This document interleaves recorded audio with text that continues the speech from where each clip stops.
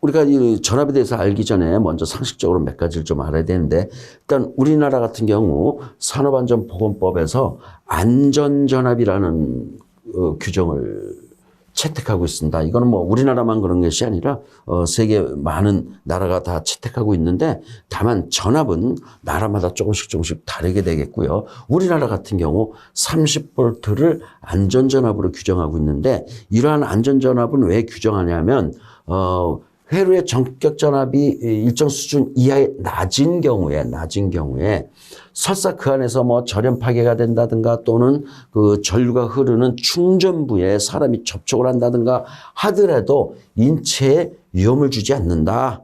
위험을 주지 않는 전압이다. 라고 해서 규정을 한 거고, 그럼 이게 위험을 주지 않는다고 해가지고 30볼트 이하를 안전전압으로 규정하면 뭘 하려고 규정을 한 거냐.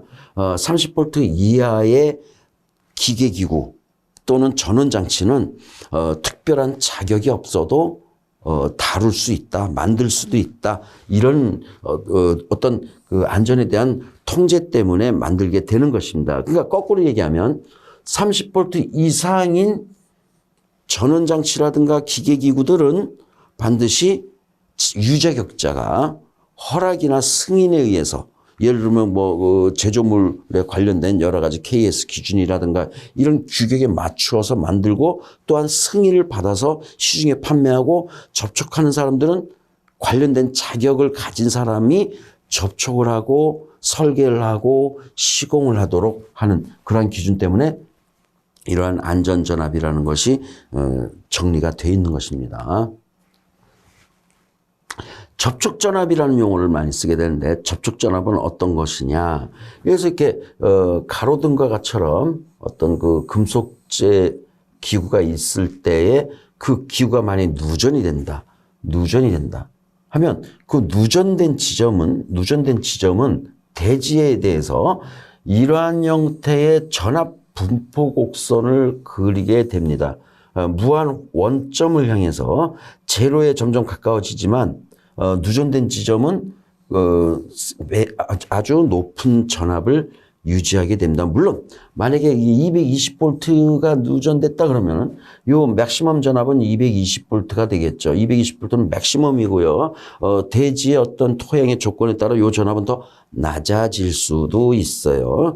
만약에 어쨌든 누전됐을 때 이 지점의 전압이 220볼트가 맞다고 하면 요 점이 220볼트라고 하면, 지금 여기 사람은 그 외암을 접촉함으로써 사람 몸을 통해서 이렇게 흘러나가는 요 대지에 서 있는 상태, 요 부위와 이 전압 분포 곡선이 만나는 지점에 해당되는 요만큼의 전압에 감전되게 되겠죠. 이렇게 실제 접촉을 했을 때 접촉된 사람의 두 양 단자 간에 걸린 전압, 요 전압을 접촉 전압이라고 그러고, 지금 이 그래프 보면 요런 정도의 전압을 220볼트에서 뺀 만큼이 걸리는 형태니까 뭐 이 전압 거의 뭐 220볼트보다 조금 작은 전압, 뭐 한 200볼트, 뭐 180볼트, 뭐 그런 정도 전압이 되겠죠. 이렇게 실제 감전에 내 몸이 노출된 전압을 접촉 전압이라고 합니다. 거기에 반해서 또 보폭 전압이라고 있는데, 보폭 전압은 누전됐을 때 역시 이렇게 발생하는 전위에 누전된 기구를 접촉하지 않았다 하더라도, 접촉하든 접촉하지 않든 간에 양발 사이에 걸리는 전압, 이 전압을 우리가 보폭 전압이라고 합니다. 두 다리 사이의 전압이라는 얘기죠.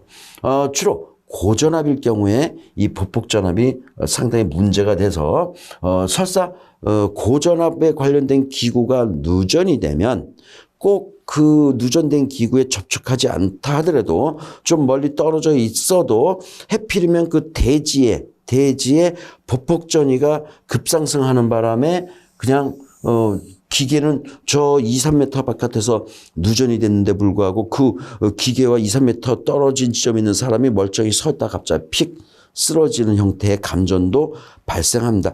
대표적인 게 낙뢰죠. 낙뢰 치면은 그 주변에 어마어마한 전압으로 형성이 되기 때문에 두 다리 사이의 전압도 매우 높은 전압이 형성되고요. 그로 인해서 낙뢰는 피뢰침을 때렸는데 불구하고 그 주변에 있는 사람이 갑자기 낙뢰에 의한 감전이 돼서 픽 쓰러지는 경우가 생겨요. 그래서 큰 나무 밑에 가지 마라. 낙뢰 치는 날은 큰 구조물 바로 옆에는 가지 마라는 얘기가 있는 것입니다.